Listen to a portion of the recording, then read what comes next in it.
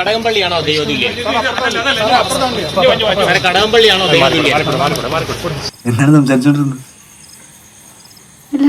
ചുമ്മാ ശബരിമല സ്വർണ്ണ കവർച്ചയിൽ SIT ചോദ്യം ചെയ്തെന്ന് സ്ഥിരീകരിച്ച് മുൻ ദേവസ്വം മന്ത്രി കടകംപള്ളി സുരേന്ദ്രൻ 2019 മന്ത്രി എന്ന നിലയിലാണ് ചോദ്യം ചെയ്തതെന്നാണ് മറുപടി.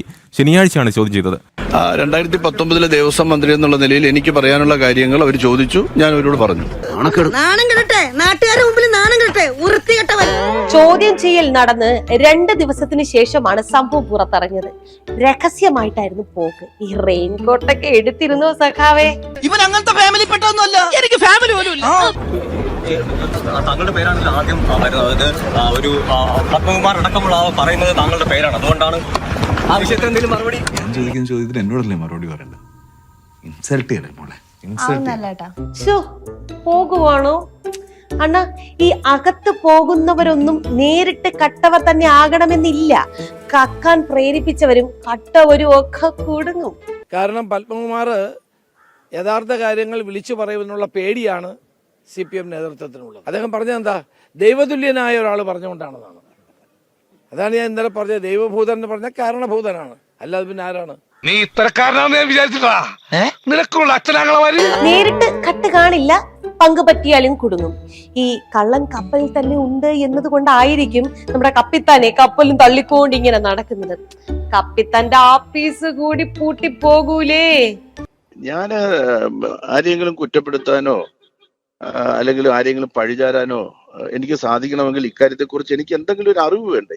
പുള്ളിക്കൊരു അബദ്ധം പറ്റിപ്പോയതാ കുഞ്ഞപ്പ മാമ. ഈ ശബരിമലയും മറ്റ് ക്ഷേത്രങ്ങളും നോക്കാനാണ് കടകംപള്ളി സുരേന്ദ്രനെ ദേവസ്വം മന്ത്രിയാക്കിയത്.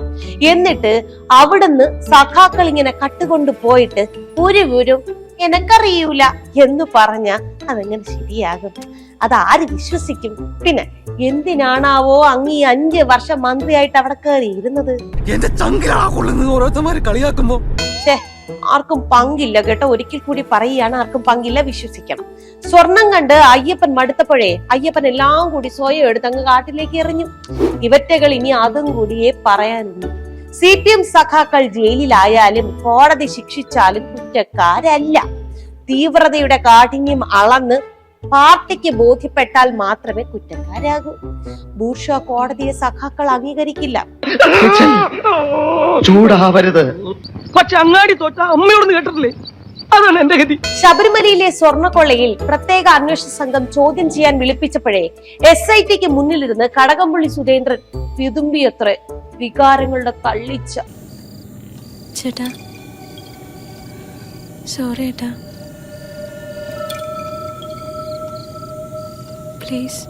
സ്വർണ്ണക്കള്ളൻ എന്ന് വിളിക്കരുതെന്ന്, സ്വർണ്ണക്കള്ള എന്നാണ് ഇപ്പോ പലരും വിളിക്കുന്നതെന്ന്, മാനസിക വിഷമം ഉണ്ടാക്കുന്നു എന്ന്.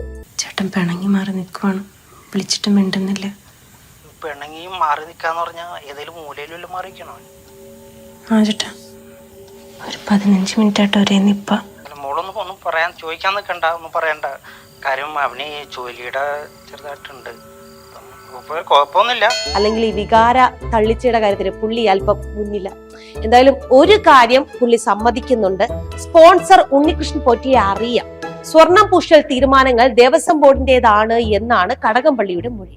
അതായത് പുള്ളിക്കൊരു കുടംപുളിയുടെ വില പോലും ആരും കൊടുത്തിട്ടില്ലായിരുന്നു എന്ന്, എല്ലാം ദേവസ്വം ബോർഡ് തോന്നുംപടി കട്ട് കൂട്ടിയതാണെന്ന്.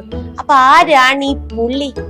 നേരാണല്ലോ മന്ത്രി, എന്നിട്ടും പുള്ളി ഒന്നും അറിഞ്ഞില്ലാന്ന്.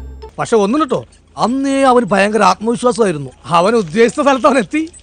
അവനിനി എന്തൊക്കെയാണ് ഉദ്ദേശിക്കുന്നതെന്ന് ആർക്കറിയാം.